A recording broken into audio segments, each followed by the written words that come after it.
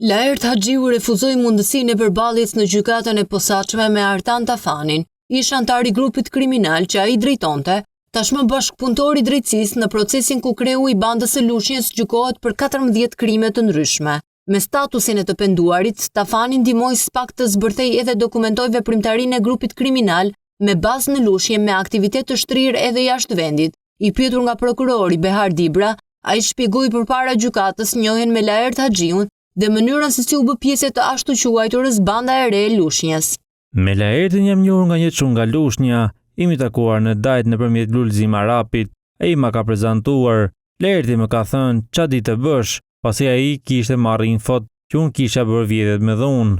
Artan Tafani tregoi në SPAK edhe disa nga krimet që pretendon se ka kryer me porosi të Lajert Haxhiut apo në bashkëpunim me të.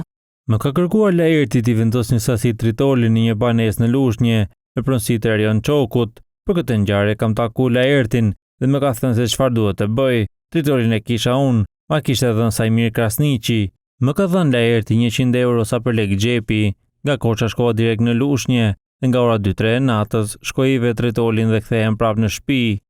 Lajert Haxhiu nga ana tjetër ka kërkuar 60 dëshmimtar në procesin gjyqësor në gjykatën e posaçme, ku ai po gjykohet i ndarë nga bashkëpunëtorët për 14 krime të rënda, si vrasje, atentat, shpërthime me tritol dhe grabitje me armë. Për episodin e tritolit në dyqanin e këngëtarit Noizi në Durrës, avokatët e Haxhiut kërkuan të thirret si dëshmimtar Bashkim Rajku, babai i reperit të njohur. Për të njëjtën çështje në gjykatë u kërkua edhe Klevio, një debati të cilit me Noizin dyshohet se u bë shkak për sulmin me eksploziv të porositur nga Haxhiu sipas dosjes hetimore.